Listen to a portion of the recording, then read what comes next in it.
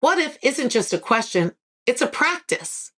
Anyone can ask what if once, but when you continuously challenge your thinking using what if, you move deliberately from considering problems to exploring possibilities, from focusing on hindsight to developing foresight. You allow yourself the space to break the patterns that govern your thinking, challenge the biases that limit your field of vision, and position yourself to reinvent how things are done.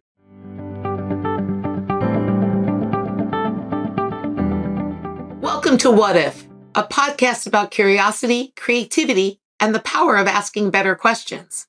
I'm Leslie Grandy, and I've spent my career exploring what happens when you challenge assumptions and imagine what could be instead of accepting what is.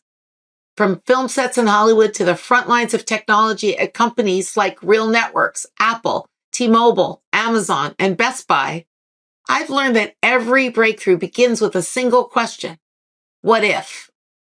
Today, I work with leaders and teams to unlock their creative capacity to think differently, to solve problems with generative AI as a creative partner, and to build the kind of future they actually want to live in. So whether you're a corporate executive, an entrepreneur, a product builder, or a leader looking to encourage your team to think bigger and bolder, this show is for you. Together, we'll explore the moments when asking what if turned obstacles into opportunities, and how you can do the same in your own work and life. So let's get started. What if isn't just a question, it's a practice. Anyone can ask what if once, but when you continuously challenge your thinking using what if, you move deliberately from considering problems to exploring possibilities, from focusing on hindsight to developing foresight. You allow yourself the space to break the patterns that govern your thinking, challenge the biases that limit your field of vision, and position yourself to reinvent how things are done. What if allows you to transform the way things work and start building a resilient future. This isn't just a mindset shift. It's a repeatable process to challenge status quo thinking and mitigate the impact of organizational gravity and expert bias. And like any method, the more you practice it, the more naturally it becomes part of your problem-solving toolkit. Anyone can ask what if once, but the what if method gives structure to how you do it consistently and repeatably. Each step widens and then sharpens your perspective so you don't just generate wild ideas. You also learn how to challenge conventions and build resilience into your solution. Because the steps are simple and accessible, the method works across every role, from engineers to executives, from operations to customer service. The what if method is designed to be paired with actionable techniques and structured frameworks that accelerate discovery and shift your perspective. The method gives you the scaffolding in the path, while the technique gives you the tools and skills. Together, they enhance your creative self-confidence and increase your ability to navigate challenges and identify innovative solutions. Instead of waiting for inspiration, you have a way to systematically expand frames, challenge your assumptions, and imagine futures. This approach turns what if from a question into a repeatable practice for unlocking ideas. For a long time, I didn't think of myself as a creative person. Creativity to me was something reserved for artists, designers, musicians, and performers, people who could paint, act, compose, or who were born with some special gift. My parents invested in art lessons, piano lessons, acting lessons, and I was terrible at everything. One teacher told my parents that they were throwing good money after bad because I had no musical talent. So instead, I saw myself as practical, organized, and good at making things happen, but that felt different from what I thought it meant to be creative. However, my perspective shifted the moment I found two little words with the power to change everything. What if? After graduating with a film degree from Northwestern, I moved to Hollywood to begin my career in the town known for crushing dreams. I had no plan, no connection, and my parents told me that I would fail. I truthfully, in my heart, thought, what if they're right? What if I can't make this work? That question could have crushed me, but instead it did the opposite. By facing it, I not only realized failure would destroy me, but it could be avoided if I recognized what might cause it. And then something clicked. If I could imagine the worst and still move ahead, why couldn't I also imagine the best? What if I actually could figure this out? What if I tried things no one expected me to try? What if I could solve hard problems that others avoided? I knew that even if I failed, I would learn, adapt, and find another way forward. On sets, directors often threw out impossible challenges. A location that seemed unattainable, an unscripted stunt, a setup we couldn't afford. And each time I leaned on those two words, what if? They encouraged me to think differently, to look for angles that others missed, to create ways of working that surprised even the people who'd been in the industry for decades. That's when I learned that creativity isn't about being born with a special gift. It's about being open, relentlessly curious, and asking the right questions. Two little words turned out to be the unlock for my career.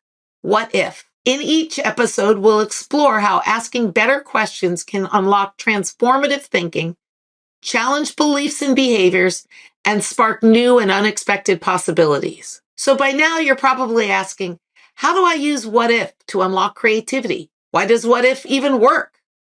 Well, it works because it shifts the way you view problems. Instead of jumping to answers, you use those two words to widen the frame, challenge the rules, imagine new approaches, and even prepare for what might go wrong. It turns curiosity into a habit that sparks new ideas. It helps you build contingencies to ensure that you succeed. Instead of leaving imagination to chance, it gives you a sequence of moves that help you break through barriers and design resilient ideas. To kick off this 5-step process, you begin by zooming in and zooming out to make sure you're framing the problem effectively and expansively. From there, you methodically shift your perspective, breaking rules, reimagining how things are done, and flipping assumptions in order to build the future. Each step opens new possibilities that wouldn't appear if you only looked at the problem head on. At its heart, what if is one question that can be applied in 5 deliberate ways, with each stage offering a structured approach to widen perspective, disrupt defaults, and future-proof your thinking. The first step is to expand the frame. That means deliberately zooming in and zooming out, stripping a problem down to its most generic parts, then pulling back to see the bigger system it lives within. Here's an example of what I mean. During my internship at Vizio, I helped produce the company's IPO roadshow film. I interviewed customers about how they were using what most people saw as a simple drag and drop diagramming tool. One story stopped me in my tracks. A nuclear power plant was using Vizio not to make flowcharts and org charts, the output the product was originally designed to produce, but to visualize fault tests that they couldn't safely run in real life. By adjusting the data parameters associated with Vizio shapes, they could simulate vulnerabilities in their systems. What looked like a $99 drawing tool in their hand provided the necessary elements to visualize a specific critical business problem with real-world consequences. They were using Vizio to imagine and visualize what if things went wrong, and to create contingency plans to avoid disaster. Expanding the frame involves looking beyond the obvious use of a tool or idea. Our customers recognized the potential of what the tool could do and used it to simulate possible points of failure. It was brilliant. Often, the true value isn't in what something is, but in how people reframe how it is used to address larger, more meaningful problems. Once you've widened the frame, the next move is to ask, what if we ignored the rules everyone else takes for granted? After seeing what our customers could accomplish with a simple $99 drag and drop drawing tool, I asked the team, what if the same little tool could forward and reverse engineer the databases of gigantic ERP systems like SAP or PeopleSoft, which run on predefined workflows so companies of any size could easily visualize and customize these complex systems directly? That broke an unwritten rule that these systems were so complex that only expensive management consulting firms could customize them. Suddenly, we were empowering businesses to take control of processes that had been locked behind gatekeepers while making ERP systems easier to deploy. That made us a marquee partner for these ERP companies that had developed a reputation for being too costly to deploy. The takeaway? Rules aren't always written down. Sometimes they are assumptions that turn into policies, or they're standards that no one bothers to question. But by questioning them, you discover new sources of power and possibility. The third step is to change the delivery. Ask, what if we delivered the same value in a completely different way? When I was at Real Networks, the media landscape was about making it easy to consume digital media content for free. The industry standard was to offer a free player and then upsell consumers to premium media software as a one-time purchase. But I wondered, what if instead of selling the player, we used the free player to sell premium content? That shift was inspired by analogy. People were already paying a monthly fee for internet access to AOL, and they were paying cable companies a monthly fee for TV programming. So why couldn't digital media work the same way? That simple question changed everything. Instead of being a company that distributed free and premium media players, Real Networks became the first to launch an online video subscription service years before Netflix or Hulu. It was such a breakthrough that the underlying idea became the basis of a patent that Intel later purchased. The takeaway? Innovation isn't always about inventing something entirely new. Sometimes it's about reimagining how value is delivered by borrowing successful models from other domains and applying them in a fresh way. Next comes flipping assumptions. Here you take your core belief and you turn it upside down. Ask, what if the opposite were true? At T-Mobile, the prevailing assumption was simple. Phones were for calls and texts, which meant the same was true for our network. But I asked, what if a phone wasn't primarily for calling, but for connecting to the internet? That inversion shaped the strategy behind the carrier's launch of the first Android smartphone. By flipping the assumption, we focused on opening the walled garden that had previously defined the internet experience for mobile customers. And in the process, we helped redefine what customers could do with their devices on our network. The takeaway? Flipping what you think you know forces you to see the situation from a radically different angle and often reveals the breakthrough. For the final step, we explore the consequences of disruptive change. World building goes beyond the idea itself and asks, what if unintended behaviors emerge from this solution? Because the truth is, every innovation sparks changes you don't plan for, and those changes can reshape entire industries. At Best Buy, we introduced curbside pickup as a way to make shopping easier and faster.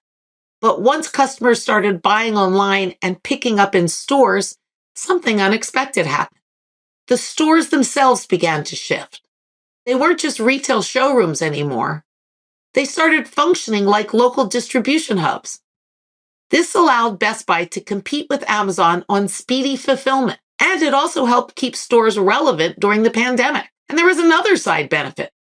Customers who came to pick up would also shop in store or ask the Geek Squad agents for installation advice, which increased customer satisfaction. Over time, this unintended behavior altered how Best Buy perceived its relationship with customers in the physical world.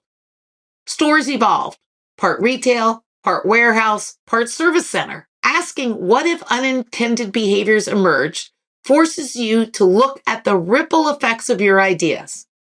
Sometimes the biggest impact isn't the change you design, but the new behaviors your idea makes possible. World building helps you see and prepare for that future. So before you go, take a second and ask yourself, what if the thing holding you back isn't the problem, but the way you're seeing it is? What if creativity isn't a skill for a lucky few, but a habit anyone can build just by asking better questions? Each week on What If, we'll explore the tools and mindsets that help people challenge assumptions, flip perspectives, and turn everyday constraints into creative breakthroughs. You'll hear from executives, entrepreneurs, and leaders who've all learned to use those two words, what if, as a kind of superpower.